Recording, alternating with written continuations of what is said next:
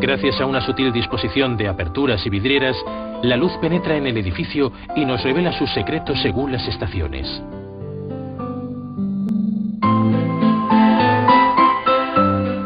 El norte es una región fría, el país de las tinieblas que se opone a la luz.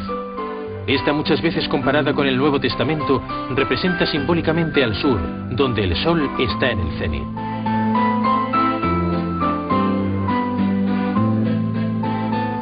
Por su posición elevada, dominando las iglesias, el gallo es el último en recibir al anochecer los rayos del sol y el primero en saludar a Oriente al amanecer, su renacimiento. Ya tenemos una aproximación de su profundo simbolismo que lo ata a la idea de luz, de muerte y renacimiento. Animal solar, presente sobre los lugares sagrados, el gallo nos recuerda el ciclo inmutable de la vida y la muerte.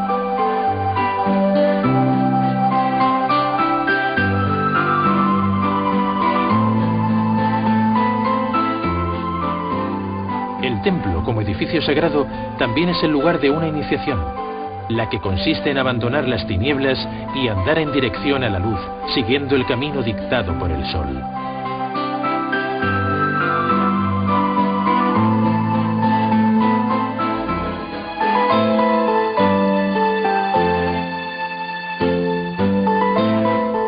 La fachada occidental de una iglesia recibe a modo de decoración las escenas del juicio final que están orientadas hacia la parte de los muertos, donde se pone el sol.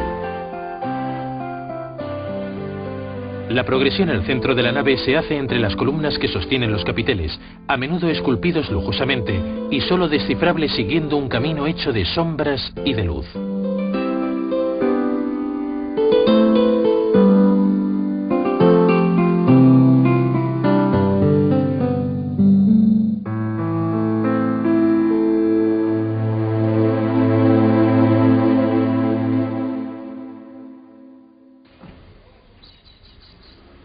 Pero si todas las iglesias aparecen orientadas sobre el curso del sol, también existen algunas excepciones. En el sur de Francia, cerca de Toulon, la aldea de Sixfour posee un patrimonio religioso muy interesante. El antiguo pueblo, cuya fundación se remonta al año 600 antes de nuestra era, fue construido sobre la colina donde hoy subsiste la iglesia colegial de San Pedro. Este imponente edificio posee una magnífica fachada en aguilón abierto por una puerta románica. El interior de la colegiata es muy interesante. Unas excavaciones han sacado a relucir las estructuras de una antigua iglesia de arquitectura románica. Esta estaba perfectamente orientada según el eje norte-sur, mientras que la construcción del nuevo edificio seguía un trazado perpendicular. Una importante restauración permite discernir de manera muy precisa el corte practicado en la nave románica en la cual se incrusta parte de la nave gótica.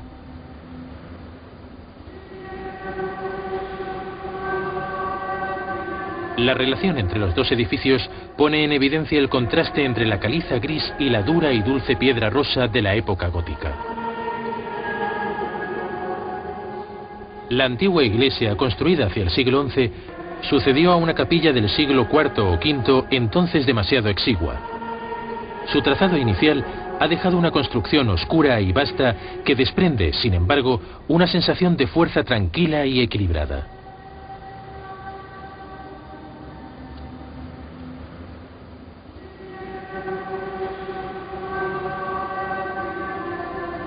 Siendo de dimensiones modestas, hizo falta agrandar la iglesia, y cuando en el siglo XVII se emprendieron las obras necesarias, la configuración del terreno, que era muy inclinado, impidió cualquier tipo de alargamiento de la nave original. El cambio de orientación se imponía, y se construyó una nueva iglesia de estilo gótico. Así pues, la Colegiata de San Pedro es una de las pocas iglesias de Francia que acoge bajo el mismo techo dos edificios sagrados construidos perpendicularmente con 600 años de diferencia.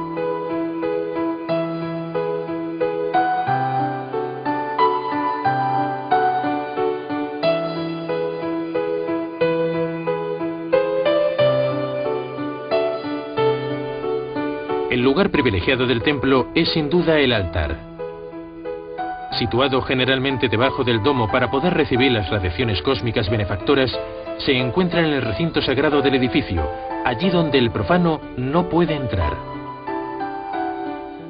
Alzado sobre la nave por unos cuantos escalones, el altar a menudo simboliza la ascensión hacia la montaña santa, que el sacerdote debe subir para acercarse a Dios.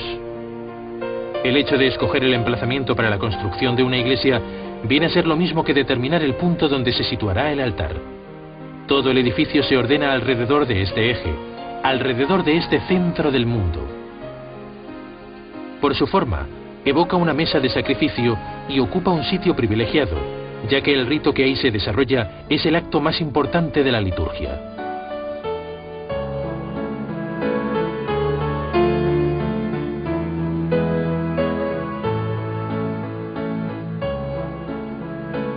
La belleza de los materiales, y principalmente de la piedra usada para su edificación, es lo que da toda la nobleza al altar.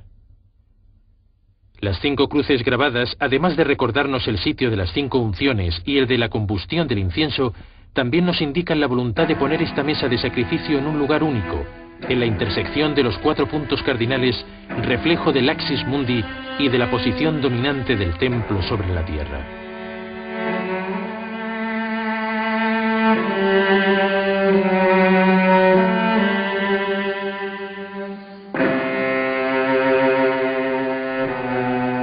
El baptisterio, también llamado pila bautismal, es otro lugar sagrado del edificio religioso.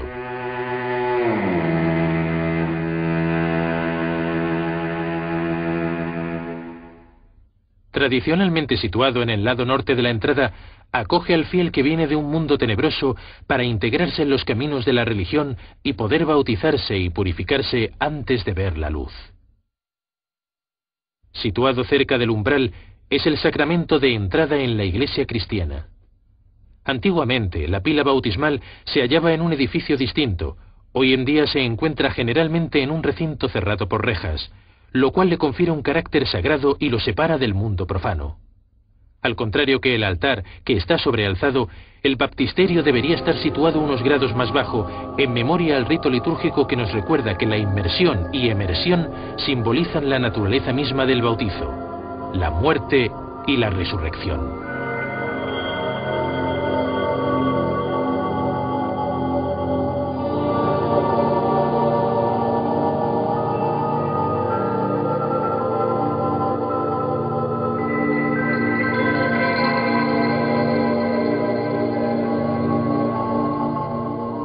Más allá de lo simbólico, la arquitectura sagrada nos recuerda con frecuencia la voluntad que tenían los constructores de catedrales de transformar, embellecer y armonizar un santuario, la mayoría de las veces originariamente modesto, y que con el tiempo se ha convertido en un lugar de peregrinación y de veneraciones. Es el caso, por ejemplo, de San Máximo en Provenza, cuya historia está íntimamente ligada a una de las más bellas tradiciones cristianas. Este edificio monumental alberga desde hace varios siglos las reliquias de María Magdalena, la pecadora arrepentida. El relato de su vida nos enseña que, después de haber sido expulsada de Jerusalén, participó en la evangelización de la Provenza alrededor del año 40, acompañada por su hermano Lázaro y de su hermana Marta. Luego se retiró hasta el fin de sus días en una cueva. Cuando murió, su cuerpo fue depositado en un magnífico sarcófago que fue escondido durante más de 500 años para evitar el pillaje de los sarracenos. Su descubrimiento en el siglo XIII fue el origen de una importante peregrinación y de la construcción de una prestigiosa basílica.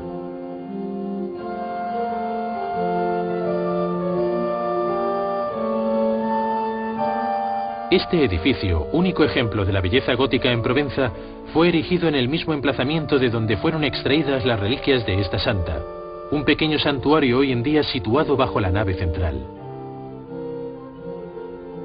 Aunque no se trate de una cripta, sino realmente del primer templo cuya construcción remonta al siglo IV, su emplazamiento presenta una particularidad. No está situado debajo del coro, como es la costumbre, sino debajo de la nave.